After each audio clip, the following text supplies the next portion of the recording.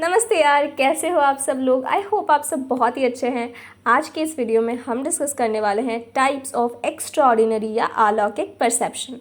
तो यार अलौकिक परसेप्शन 3 तरह के होते हैं, जिसमें से पहला है सामान्य लक्षण परसेप्शन। तो यार इस टॉपिक में काफ़ी बच्चे कंफ्यूज हो जाते हैं, उनको नहीं समझ में आता तो छोड़ देते हैं टॉपिक। बट यार ऐसा कुछ नहीं है, फिलॉसफी में ऐसा कोई टॉपिक नहीं है बहुत हार्ड है और आपको कभी नहीं समझ में आएगा ज़िंदगी में। ऐसा कुछ नहीं है, ऐसा तो कोई सब्जेक्ट में नहीं है, बट फिर भी। तो यार ध्यान से सुनो, इस टॉपिक को हम आज पूरे अच्छे तरीके से डिस्कस करने वाले हैं, ठीक है। जो यहाँ लिखा है उसको हम देखेंगे, बाद में देखेंगे, बट उससे पहले एक आइडिया ले लेते हैं कि क्या है ये सामान्य लक्षण परसेप्शन। यार इस दुनिया में अलग अलग तरीके के इंसान हैं। हर इंसान एक दूसरे से डिफरेंट है, कल्चरली डिफरेंट है, रिलीजियस तरीके से डिफरेंट है। हम जो बात करते हैं, हमारा लैंग्वेज भी डिफरेंट है। बट अगर आप एक ब्रॉड पर्सपेक्टिव से देखो तो हर इंसान सेम है, क्योंकि आखिरकार हम सब लोग इंसान या मनुष्य जाति से आते हैं। तो हमारा जाति सेम है, ठीक है, जो कि है मनुष्य जाति। अब जबकि हम सब कोई एक ही जाति से आते हैं, जो कि है मनुष्य जाति, तो इस मनुष्य जाति की कुछ कॉमन कैरेक्टरिस्टिक हैं। जैसे कि इस दुनिया के सारे इंसान 2 पैरों से चलते हैं, और हम इंसान नाक से सांस लेते हैं, ना कि मछली जैसे गिल्स से।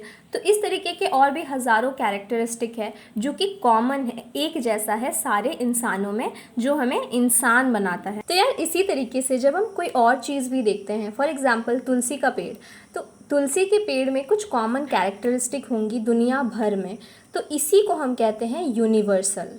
तो यार अब हम सामान्य लक्षण परसेप्शन को अच्छी तरीके से समझ सकते हैं। सामान्य लक्षण परसेप्शन को हम परसेप्शन ऑफ यूनिवर्सल्स या परसेप्शन ऑफ क्लासेस भी कहते हैं। क्लासेस यानी कि जाति, या कह सकते हो वर्ग, ठीक है। तो जो सामान्य लक्षण परसेप्शन होता है, तो हम किसी चीज़ के जाति या किसी चीज़ के वर्ग को देखते हैं, वो किस वर्ग से आता है, किस क्लास से आता है, ठीक है। जब हम किसी चीज़ को देखते हैं तो इनडायरेक्टली हम उसके यूनिवर्सलनेस को देखते हैं, या कह सकते हैं कि हम उसके कॉमन कैरेक्टरिस्टिक को देखते हैं। तो यह न्याय फिलॉसफी ये कहता है कि हर चीज़ इस दुनिया में जो हम अपने आसपास देख रहे हैं, वो किसी न किसी एक यूनिक क्लास से आता है, एक अनोखा, एक अलग, या कह सकते हैं कि डिस्टिंक्ट क्लास से आता है, जिसे हम कहते हैं क्लास ऑफ रियल्स, ठीक है।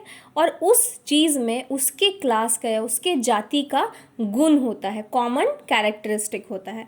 फॉर एग्ज़ाम्पल, अगर हम एक मुर्गी को देख रहे हैं तो हमें कैसे पता है कि वो एक मुर्गी है? क्योंकि उसके अंदर मुर्गी होने का गुण है, उसके अंदर मुर्गी का जो यूनिवर्सलनेस है या मुर्गी का जो कॉमन कैरेक्टरिस्टिक है वो है। अगर एक और एग्जाम्पल देखें, हमारे सामने एक आदमी खड़ा है, तो हमें कैसे पता है कि वो सामने वाला इंसान आदमी ही होगा? औरत भी तो हो सकती है। हमें पता है कि सामने वाला इंसान आदमी है क्योंकि उसके अंदर मैन, जो कि एक क्लास ऑफ रियल है, यानी कि आदमी, जो कि एक डिस्टिंक्ट या यूनिक क्लास है, जाति है, उस जाति का कॉमन कैरेक्टरिस्टिक या यूनिवर्सल्स है। जैसे कि उसके मूछें हैं, जो कि औरतों में, कोई और इंसान में नहीं होता है, सिर्फ आदमियों में ही होगा। तो हमें पता है कि हाँ, सामने वाला इंसान आदमी है। तो यार आई होप कि आपको ये वाला टॉपिक समझ में आया। अगर समझ में आया तो कमेंट करके बताना, ताकि मेरे को भी पता चले कि हम अच्छे से समझाए हैं और मेरे को एक मोटिवेशन भी मिलता है। तो यार हमारा second type of extra ordinary या अलौकिक परसेप्शन है ज्ञान लक्षण परसेप्शन। यहाँ भी क्या लिखा है वो हम बाद में पढ़ेंगे, पहले हम इस चीज़ को आसान भाषा में समझने की कोशिश करते हैं। तो यार इस चीज़ को भी हम एक एग्जाम्पल से समझेंगे। फॉर एग्जाम्पल, मैंने आज फर्स्ट टाइम गाजर का हलवा चखा और मेरे को बहुत टेस्टी लगा। तो नेक्स्ट टाइम जब हम गाजर का हलवा देखेंगे, अभी तक टेस्ट नहीं किया, बस देख के ही मेरे को लगे कि हाँ गाजर का हलवा है तो टेस्टी होगा। मेरे को कैसे पता है कि गाजर का हलवा होगा तो टेस्टी ही होगा? अभी तो मेरे जीभ का डायरेक्ट कनेक्शन नहीं हुआ गाजर का हलवा से, सिर्फ देखते साथ ही मेरे को कैसे पता है कि गाजर का हलवा टेस्टी ही होगा? मेरे को पता है गाजर का हलवा टेस्टी होगा क्योंकि ये चीज़ मेरे एक्सपीरियंसेस से है। मैंने कभी तो गाजर का हलवा चखा है और तब मेरे को ये चीज़ टेस्टी लगा था, और मेरे यादों में ये चीज़ रह गया कि गाजर का हलवा टेस्टी होता है, और ये मेरा एक्सपीरियंस बन गया कि गाजर का हलवा टेस्टी होता है, मेरे यादों में रह गया। तो अब हम जब गाजर का हलवा देखते भी हैं, उसको चखे बिना ही मेरे को पता है कि हाँ गाजर का हलवा टेस्टी होता है। और यही है ज्ञान लक्षण परसेप्शन। अब हम देखते हैं कि यहाँ क्या लिखा है।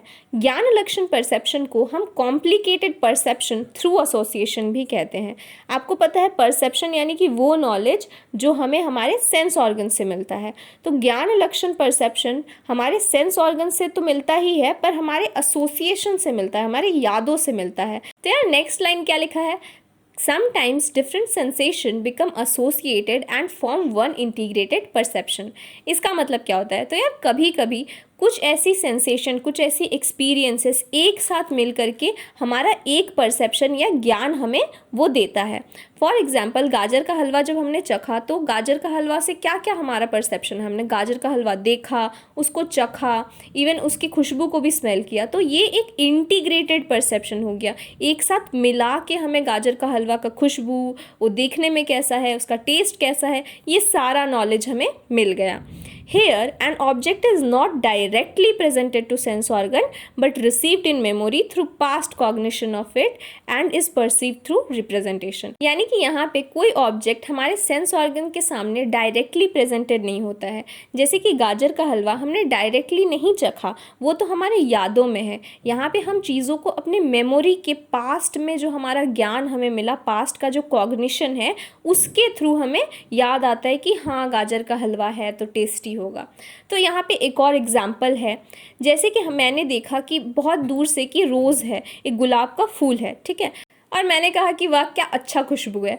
तो यहाँ पे जो खुशबू है वो मैंने देख के कैसे पता कर लिया कि अच्छा खुशबू है, क्योंकि मेरा जो सेंस ऑफ स्मेल है उसका तो डायरेक्ट कांटेक्ट अभी तक हुआ नहीं है रोज़ से, अभी तो मैं बहुत दूर हूँ रोज़ से, बस देखा है रोज़ को। तो सेंस ऑफ विजन से, यानी कि सिर्फ आँखों से देख के कैसे पता चल गया खुशबू। आँखों से तो हम सिर्फ कोई चीज़ देख सकते हैं, स्मेल तो नहीं कर सकते, स्मेल तो नोज से ही कर सकते हैं। तो यहाँ पे जब हमने गुलाब को देखा तो हमारे मेमोरी में, हमारी यादों में हमें याद आया एसोसिएट करके, एसोसिएट यानी कि एक दूसरे को जोड़ करके कि गुलाब है तो गुलाब का खुशबू कैसा था, तो हमें एसोसिएट किया, तो हमें पता चला कि हाँ गुलाब का खुशबू तो बहुत ही अच्छा होता है। तो तब हमने अपने पास्ट के कॉग्निशन से, पास्ट के नॉलेज से एसोसिएट करके किसी चीज़ को, तब हमें पता चला कि हाँ गुलाब का खुशबू जो है वो अच्छा होता है, और दूर से ही गुलाब को देख के हमें पता चल गया कि उसका खुशबू बहुत ही अच्छा होता है। तो यही है ज्ञान लक्षण परसेप्शन, जहाँ पे हमें नॉलेज मिलता है अपने मेमोरी से, अपने मेमोरी के जो अपने पास्ट के कॉग्निशन से या पहले के ज्ञान से। तो आई होप कि आपको ज्ञान लक्षण परसेप्शन भी समझ में आया। हमारा third type of extra ordinary या अलौकिक परसेप्शन है योगाजा परसेप्शन। योगाजा परसेप्शन में कोई भी इंसान पास्ट, प्रेजेंट और फ्यूचर देख सकता है किसी भी चीज़ का, और ये जो परसेप्शन है ये सिर्फ योगी लोगों के पास, और जो लिबरेटेड सोल्स हैं जिनको मोक्ष मिल चुका है, सिर्फ उनके पास ही ये पावर है मेडिटेशन करके, ठीक है, और ये हम जैसे कॉमन लोगों के पास नहीं हो सकता है। तो योगाजा परसेप्शन में आप पास्ट, प्रेजेंट और फ्यूचर को भी देख सकते हो, किसी भी चीज़ का, किसी भी इंसान का। ये पावर सिर्फ लिबरेटेड सोल्स और योगी के पास होता है, और ये पावर उन्हें मिलता है घोर तपस्या करके, मेडिटेशन करके। अब चैप्टर 11 का लास्ट टॉपिक है डिटर्मिनेट एंड इनडिटर्मिनेट परसेप्शन। इसे हम सविकल्प और निर्विकल्प परसेप्शन भी कहते हैं। तो यार देखो, परसेप्शन यानी कि वो नॉलेज जो हमें हमारे सेंस ऑर्गन से मिलता है। तो जब भी हम किसी चीज़ को देखते हैं उसका 2 स्टेजेस होता है। पहला स्टेज है इनडिटर्मिनेट, दूसरा स्टेज है डिटर्मिनेट। तो यार फर्स्ट स्टेज में जब हमारे सेंस ऑर्गन का कांटेक्ट होता है किसी ऑब्जेक्ट से, तो हम उस ऑब्जेक्ट के फीचर्स को नहीं देखते हैं, बस ऐसे ही उसको परसीव कर लेते, ऐसे ही उसको देख लेते हैं। फॉर एग्जाम्पल हमने एक पेड़ को देखा फर्स्ट स्टेज में, तो हमने उसके फीचर्स को नहीं देखा कि भाई वो आम का पेड़ है या अमरूद का पेड़ है, उस पेड़ के पत्तियाँ कैसी हैं, उस पेड़ में कोई चिड़िया बैठी है कि नहीं। तो ये जो है फीचर्स हम नहीं देखते, हम बस नॉर्मली उसको देख लेते हैं। सेकेंड स्टेज है डिटर्मिनेट परसेप्शन, जहाँ पे हम किसी भी चीज़ को उसके पूरे गुण के साथ देखते हैं, उसके कैरेक्टरिस्टिक को, उसके फीचर्स को बहुत ही अच्छे से देखते हैं। तो इनडिटर्मिनेट परसेप्शन या निर्विकल्प परसेप्शन पहला स्टेज होता है किसी भी चीज़ को जब हम देखते हैं या परसीव करते हैं। यहाँ पे हम उसके फीचर्स को नहीं देखते, जैसे कि colour, shape, size etcetera etcetera. यहाँ पे जब हमारे सेंस ऑर्गन का कांटेक्ट होता है किसी ऑब्जेक्ट से, तो अचानक से इमीडिएटली एकदम जल्दी ही एक नॉलेज आ जाता है कि हाँ एक पेड़ है, है, हाँ एक बुक है, तो यहाँ पे हमारा नॉलेज बहुत ही अधूरा होता है। यहाँ पे हमारे पास उतना अवेयरनेस नहीं होता है कि सामने वाला चीज़ का नाम क्या है, उसके कितने गुण हैं, उसका क्वालिटीज़ क्या है, फॉर्म क्या है, बाकी सारी चीज़ें। तो इसे हम कहते हैं under developed form of perception, यानी कि परसेप्शन का वो भाग, वो स्टेज जहाँ पे हमारा नॉलेज अविकसित होता है, हम बस अधूरा सा ज्ञान लेकर के चलते हैं। फिर नेक्स्ट स्टेज आता है जिसे हम कहते हैं डिटर्मिनेट या सविकल्प परसेप्शन। तो डिटर्मिनेट परसेप्शन या सविकल्प परसेप्शन में हम सारा पूरा नॉलेज लेते हैं, आधा अधूरा नॉलेज नहीं लेते हैं। यहाँ पे हम किसी भी चीज़ का कैरेक्टरिस्टिक्स, उसका नाम, कलर, शेप, साइज़ एक्सेट्रा सब कुछ हम ध्यान में रखते हैं, सब कुछ हमें पता होता है। तो डिटर्मिनेट परसेप्शन में हम किसी भी चीज़ के गुण, उसका एक्शंस, उसका यूनिवर्सल्स यानी कि उसका क्लास, उसका जाति, उसका नाम, कलर, शेप, साइज एक्सेट्रा सब कुछ को एक साथ लाते हैं विथ अ नेम, यानी कि ये एक पौधा है तो उस पौधा का नाम क्या है, कलर क्या है, कौन से जाति का है, कौन से जीनस का है, यानी कि अमरूद का पेड़ है या आम का पेड़ है, ये सारा चीज़ हम लोग एक साथ लाते हैं और फिर हम बोलते हैं कि हाँ ये एक अमरूद का पेड़ है और इसके ये गुण है। तो सारे कैरेक्टरिस्टिक, सारे क्वालिटीज़ को एक नाम के साथ हम जोड़ते हैं डिटर्मिनेट या सविकल्प परसेप्शन में। तो यहाँ पे ख़त्म होता है आपका चैप्टर 11। आई होप कि आपको ये वाला पूरा चैप्टर समझ में आया। सो यार, thanks for watching, stay healthy and पढ़ते रहो।